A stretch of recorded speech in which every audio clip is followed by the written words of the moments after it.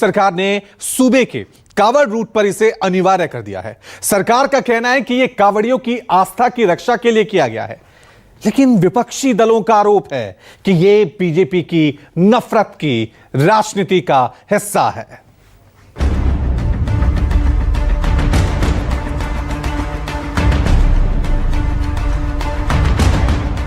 कल तक जो फरमान सिर्फ मुजफ्फरनगर जिले तक महदूद था, योगी सरकार ने उसका दायरा बढ़ा दिया।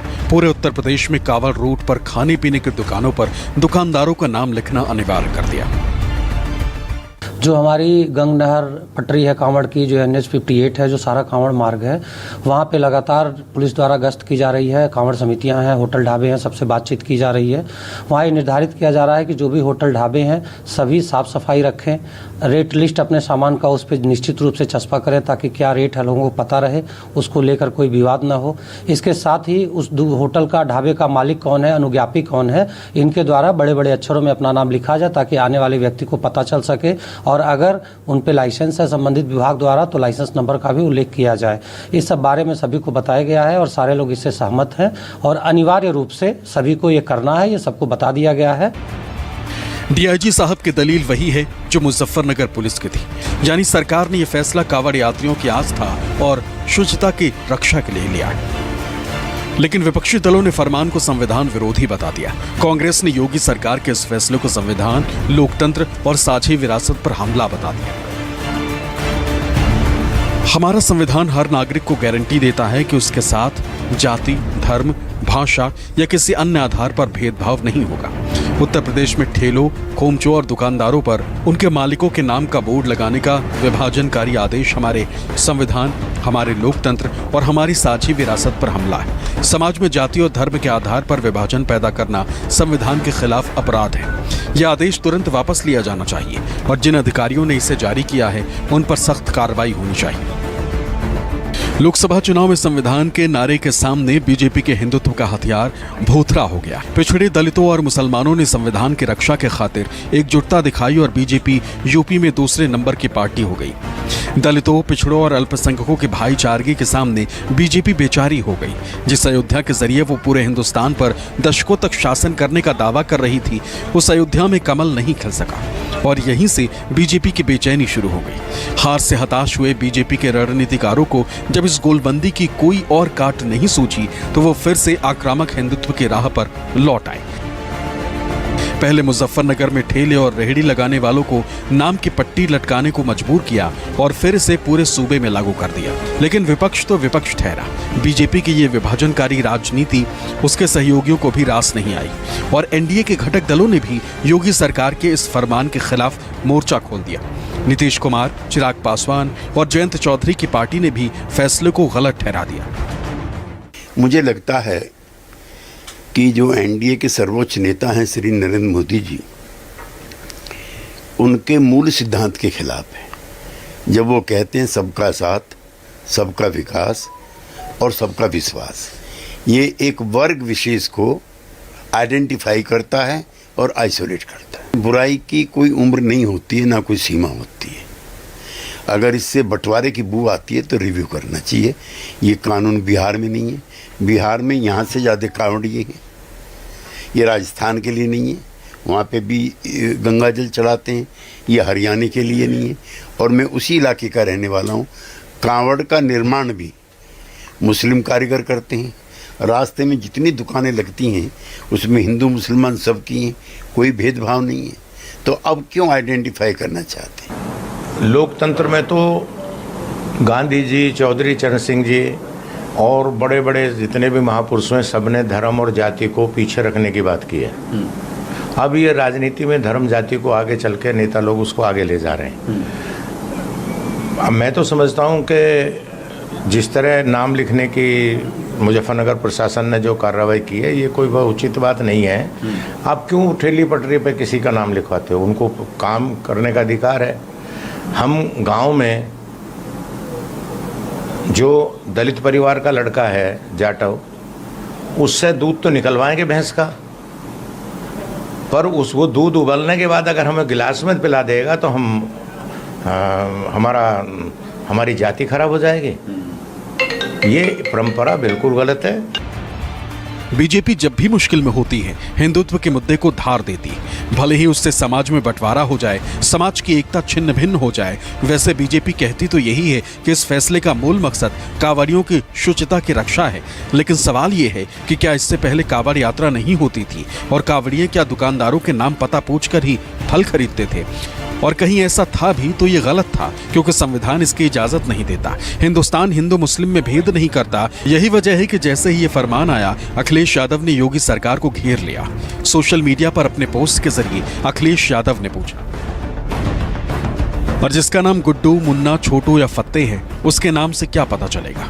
माननीय न्यायालय स्वतः संज्ञान है और ऐसे प्रशासन के पीछे के शासन तक की मंशा की जांच करवाकर उचित दंडात्मक कार्रवाई करें। ऐसे आदेश सामाजिक अपराध हैं जो सौहार्द के शांतिपूर्ण वातावरण को बिगाड़ना चाहते हैं।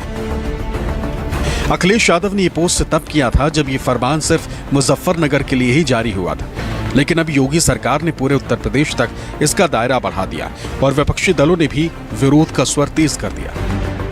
क्या क्या तमाशे करते हैं ये लोग। मतलब कभी तो जोड़ने की बात करो, कितना तोड़ेंगे। इस देश ने आपकी इसी राजनीति को नकार कर 63 कम करके आपको बैसाखियों का सहारा दे दिया है। और मैं कुछ बोलूं इससे पहले इनके खुद के घटक दल क्या कह रहे हैं वो सुन लीजिए। आरजेडी से लेकर आरएलडी तक सब इसका विरोध कर रहे हैं और कह रहे हैं ऐसा कानून वापस होना चाहिए। हम क्या समाज बनाने जा रहे हैं?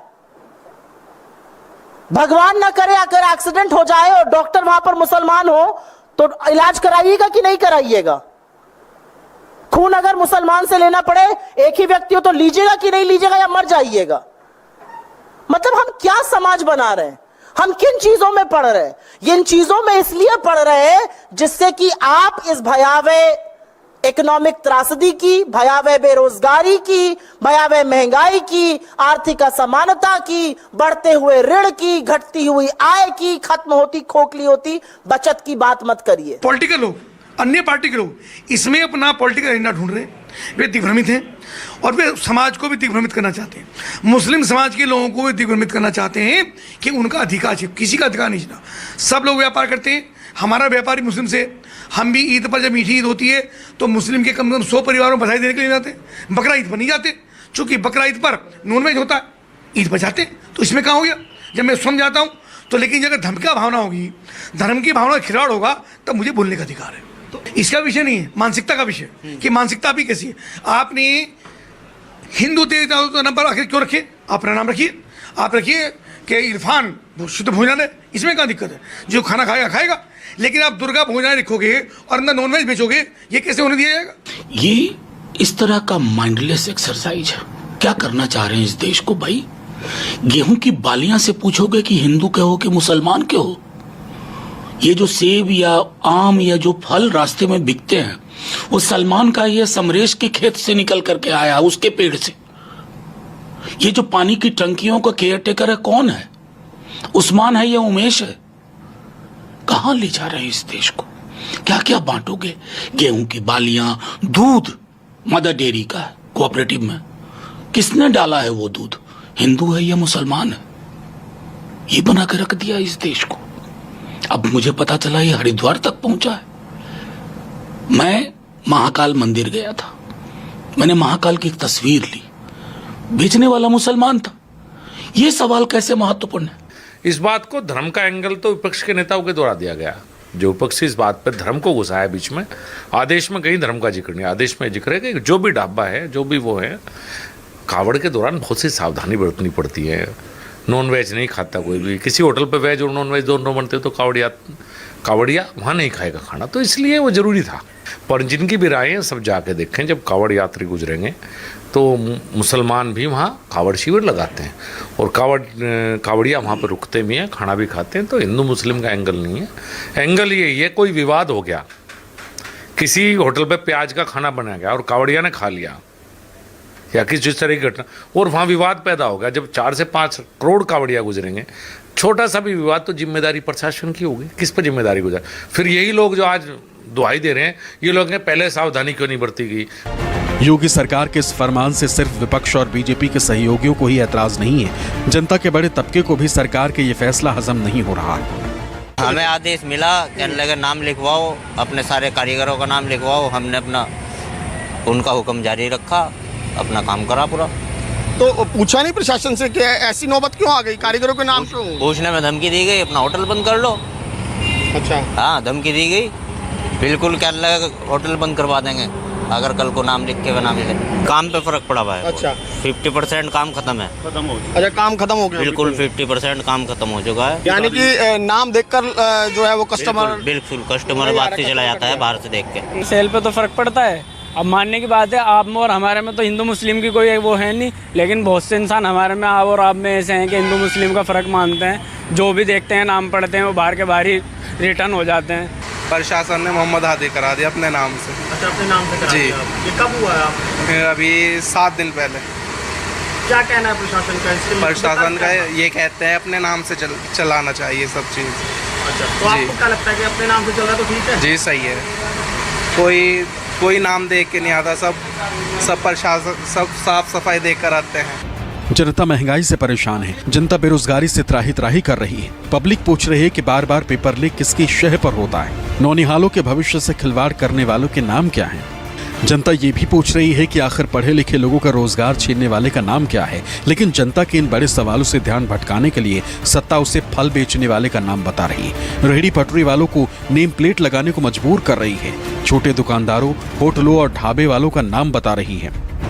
संविधान की गूंज से ध्यान भटकाने के लिए हिंदू मुसलमान का बेसुरा राग गा रही है। विमल कौशिक, मुजफ्फरनगर, न्यूज़ 24।